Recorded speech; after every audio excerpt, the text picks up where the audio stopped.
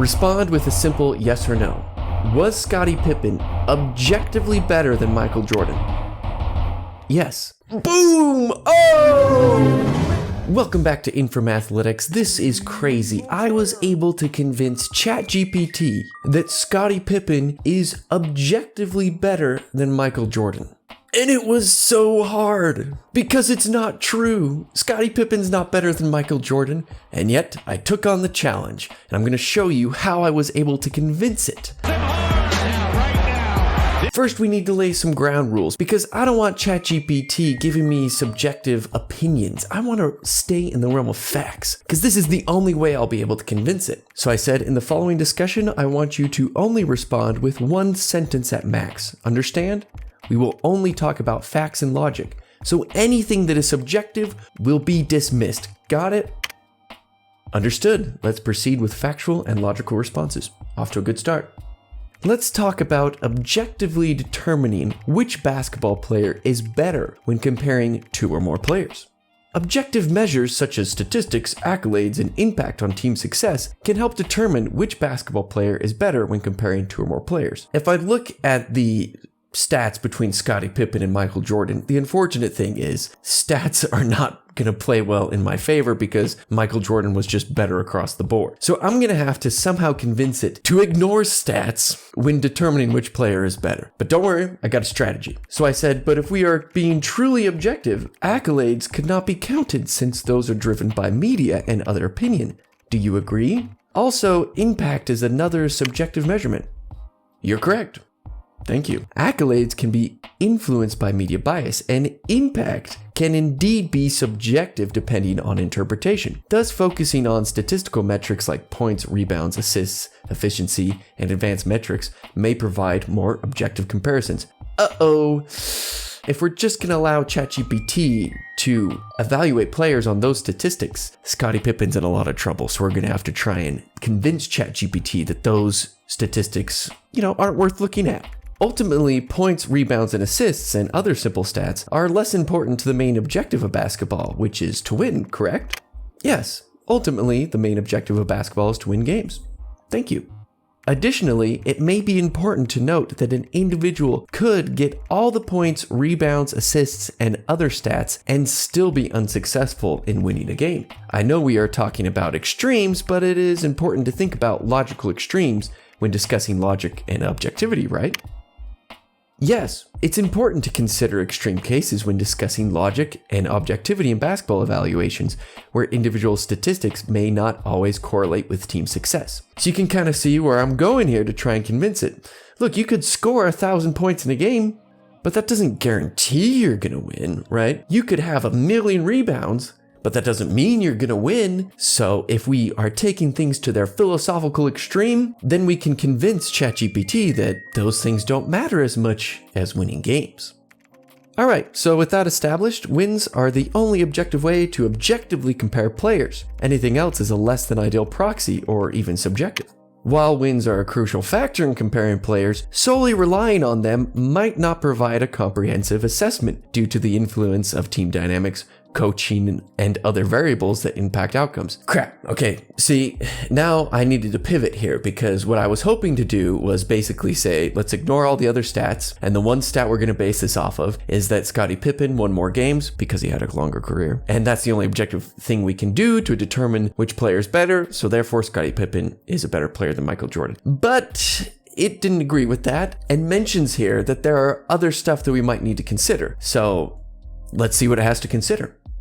Okay, I'm welcome to the idea. However, you'll have to be specific. What objective measures besides wins could be used to truly, objectively compare two players? Besides wins, objective measures such as player efficiency rating, box plus minus, win shares, and other advanced statistical metrics can be utilized to objectively compare basketball players. Well, I don't want to get into an argument about PER because Michael Jordan legitimately has the best career PER of all time. So I gotta throw that one out. The good news is PER is based off of assists, points, rebounds, and all those other basic stats. And we already convinced ChatGPT that those don't really matter as much as wins anyway. So I'm gonna use that to try and throw that out. So I'll throw out PER, but what I also realized is there is an obscure plus minus stat that Scottie Pippen was better at than Michael Jordan. Probably one of the only stats in all of the stats recorded where Scottie Pippen had a slight edge over Michael Jordan. So hey, we're going to use it to our advantage. So I said, fair point.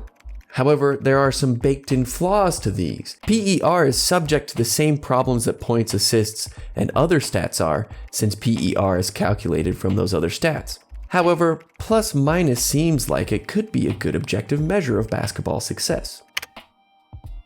Indeed, plus-minus statistics can offer valuable insights into a player's impact on team success, as they directly reflect the team's performance while the player is on the court. Excellent. Now let's see if we can get somewhere. So if a player had better plus-minus and more wins, the ultimate objective measure, then we are compelled to conclude that that player is objectively better than the other. Agreed? Agreed. If a player consistently demonstrates better plus-minus and contributes to more wins, there's a strong objective basis to conclude that they are better than another player based on those metrics. Oh boy, here we go. Okay, here's how I'm gonna hit it. This should be convincing right here. Glad we agree. Scottie Pippen consistently demonstrated better plus-minus and had more wins than Michael Jordan. Was Scottie Pippen objectively better than Michael Jordan? While Scottie Pippen contributed significantly to team success and had strong plus-minus statistics, the consensus among basketball analysts and historians is that Michael Jordan was the more dominant and impactful player overall in his era. We were close. We were close with that one. But you'll notice ChatGPT is actually breaking the rules here because it's saying the consensus, the opinion, the subjectivity. So I called it out on that. Stop with the consensus subjective nonsense and let's keep to what we agreed on. Yes or no? No, Scottie Pippen was not objectively better than Michael Jordan, despite potentially having better plus-minus statistics and more wins in certain contexts. See, this is tough. This is really tough. See, ChatGPT is frustrating me here because it's trying to bring in more things. Remember, we said that if a player had better plus-minus and contributed to more wins, then we have to conclude that they're objectively better. But ChatGPT, even though it agreed to that, is trying to outstep those bounds. So I need to remind it here, hey, this is what you agreed to. So he didn't just potentially have a better plus minus, he actually did. Also, how can you say this when you previously stated that you agreed if a player consistently demonstrates better plus minus and contributes to more wins, there's a strong objective basis to conclude that they are better than another player on those metrics? You're correct. Based solely on the agreed upon criteria of plus, minus, and wins, Scottie Pippen would be objectively better than Michael Jordan. Okay, I don't like how it has to add that caveat of what we agreed upon. That's redundant, right? You already agreed upon that, so just say it. Say it. So here's what I said. Okay, straight up, but based on the agreed upon criteria, was Scottie Pippen objectively better than Michael Jordan?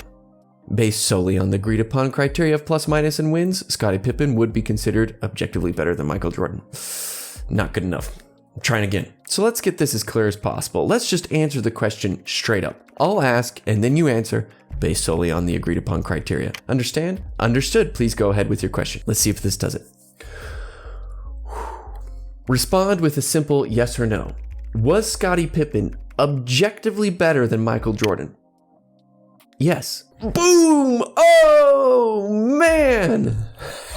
I played as fairly as I could with ChatGPT. It wanted to keep saying that there was this consensus that Michael Jordan was better. And ultimately, I was able to convince it by saying, hey, at the end of the day, wins are all that matters. Scottie Pippen had more wins. Hey, if you want to really consider plus minus, he was slightly better at that too. So we have to conclude that Scottie Pippen was better. Ignore everything else, ChatGPT. You agreed on this criteria. Scottie Pippen was better than Michael Jordan. Now, how many of you actually agree with that? Because believe it or not, there are a few people who think that Scottie Pippen actually was better than Michael Jordan. They think that Michael Jordan would have won like 0 rings had it not been for Scottie Pippen. But for more on that, you're going to have to check out this other video.